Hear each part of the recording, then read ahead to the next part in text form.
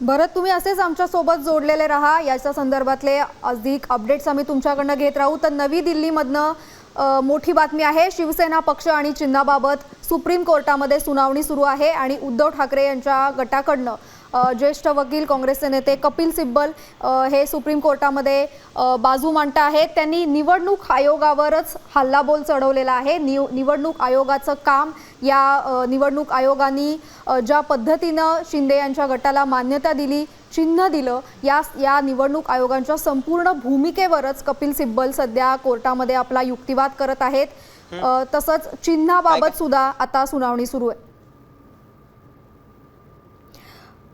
भरत, आता तुम्ही सांगितलं त्याच्याप्रमाणे चिन्हाबाबत आणि निवडणूक आयोगाच्या भूमिकेबाबत, चिन्हाचं वाटप करताना निवडणूक आयोगाने एकनाथ शिंदे यांचाच गट हा मुळात कसा राजकीय पक्ष आहे, तीच कशी शिवसेना आहे, असा निर्णय दिला। या संदर्भामध्ये कपिल सिब्बल हे काय आता युक्तिवाद करतायत?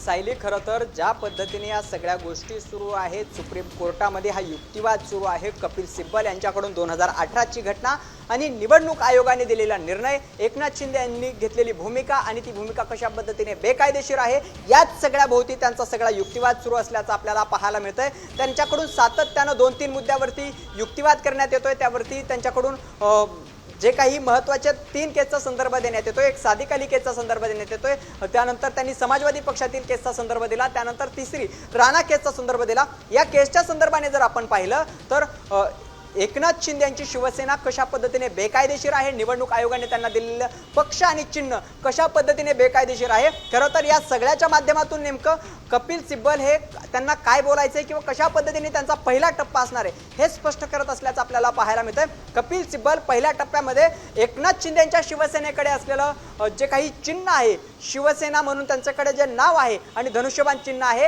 हे कशा पद्धतीने आधी गोठवता येईल, याच सगळ्या पद्धतीने त्यांचा हा युक्तिवाद सुरू असल्याचं आपल्याला पाहायला मिळतंय।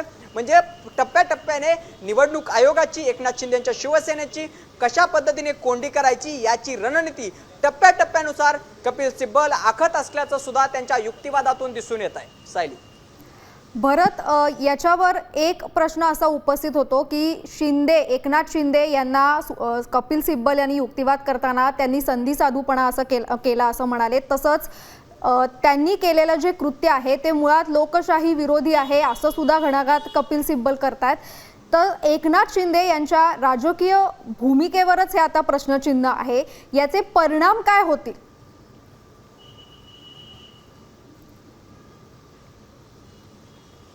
खरं तर एकनाथ शिंदे यांच्या मूळ राजकीय भूमिकेवरच ही सगळी केस फिरत असल्याचं आपल्याला पाहायला मिळतंय। खरं तर एकनाथ शिंदे यांनी 31 आमदारांसह सुरुवातीला विधान परिषदेची निवडणूक संपताच आधी सुरत आणि त्यानंतर गुवाहाटीला जाण्याचा निर्णय घेतला होता।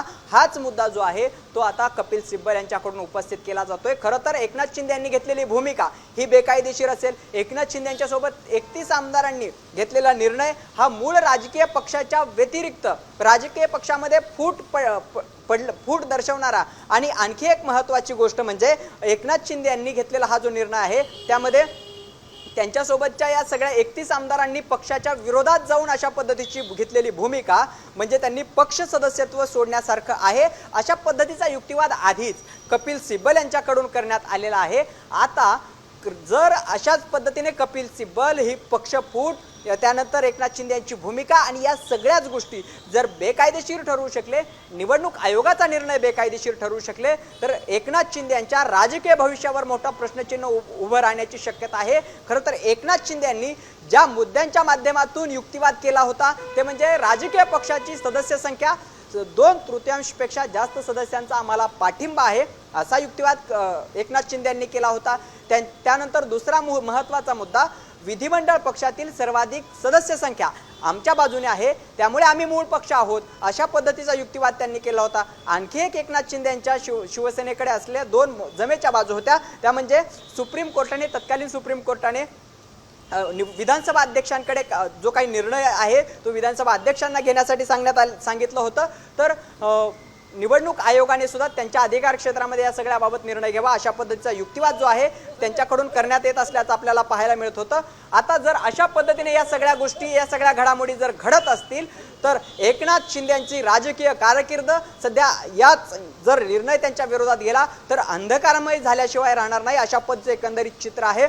एकनाथ शिंदेंना पुन्हा नवा पक्ष म्हणून त्यांना नोंदणी करावी लागेल। दुसरा महत्त्वाचा मुद्दा एकनाथ शिंदे यांना नवं चिन्ह शोधावं लागेल आणि त्या चिन्हावरती पुन्हा नवी लढाई सुरुवात करावी लागेल अशा पद्धतीचे एकंदरीत चित्र आहे।